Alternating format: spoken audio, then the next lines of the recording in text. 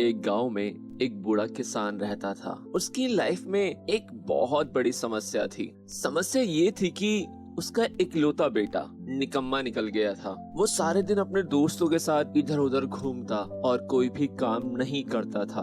अपने बच्चे से परेशान होकर उस बूढ़े किसान ने उसे एक सबक सिखाने के बारे में सोचा। एक दिन उसने अपने बेटे को बुलाया और उससे कहा, जाओ अलमारी में मेरी घड़ी रखी हुई है, उस घड़ी को निकाल कर लेके आओ। लड़का जाता है और अलमारी में से वो घड़ी निकाल कर लाता है। किसान ने उससे कहा कि इस घड़ी को बाजार में लेकर जाओ और इसकी कीमत पता कर लाओ। अब लड़का उस घड़ी को लेकर बाजार में निकल पड़ता है और जगह जगह उसकी कीमत पूछता है। किसी ने उस घड़ी की कीमत 100, किसी ने 2, किसी ने 300, किसी ने 500 बताई। शाम होते होते वो लड़का उस घड़ी को लेकर अपने पिताजी के पास वापस आता है और अपने पिताजी को बताता है कि इस घड़ी की कीमत किसी ने 100, किसी ने 200, किसी ने 300, किसी ने 500 बताई। किसान ने उससे कहा कि इस घड़ी को वापस अलमारी में रख दो और तुम जाओ। किसान का बेटा उस घड़ी को रखकर वापस वहाँ से चला जाता है। अगली सुबह किसान फिर से अपने बेटे को दोबारा बुलाता है और कहता है, दोबारा से इस घड़ी को वापस निकाल कर लेके आओ। लड़का जाता है और दोबारा से उस घड़ी को निकालकर किसान के पास लेकर आता है। किसान ने उससे कहा कि इस पर बाजार में जाओ और इस घड़ी में जो समय हो रहा है उसकी कीमत पूछ कर आओ। उस लड़के को बिल्कुल भी समझ में नहीं आ रहा था कि उसके पिताजी उससे क्या करवाना चाह रहे हैं। वो बहुत दुखी मन के साथ उस घड़ी को दोबारा लेकर बाजार में निकल पड़ता है। इस बार तो लोग उसको देखकर हंसने लगे और कई लोग उसे पागल भी कहने लगे। लोग कहने लगे, बड़ा अजीब लड़का है, कभी तो घड़ी की कीमत पूछता है और कभी घड़ी में बज रहे समय की कीमत पूछता है। शायद इसकी मानसिक स्थिति ठीक नहीं है, लगता है ये पागल होने वाला है। अब वो लड़का परेशान हो जाता है और उसे समझ में नहीं आ रहा होता है कि उसके साथ ये क्या हो रहा है। अंत में उसने घर जाने का मन बना लिया।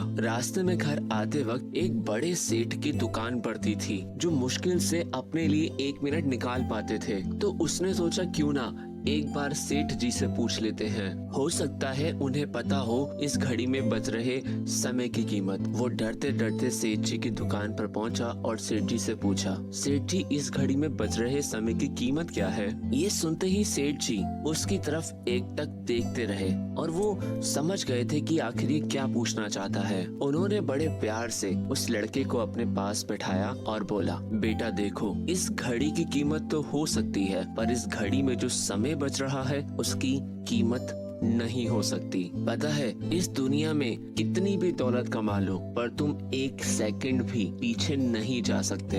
ये सुनते ही उस लड़के को ये बात समझ में आ गई कि आखिर उसके पिताजी उसे क्या समझाना चाहते थे। वो तुरंत वहाँ से उठा और चला गया। वो वहाँ जाना चाहता था जहाँ उसके पिताजी उसका इंतजार कर रहे थे और उस दिन से उस लड़के की पूरी जिंदगी बदल जाती है। यही थी एक छोटी सी कहानी। जल्दी ही मुलाकात करेंगे एक और नई कहानी के साथ।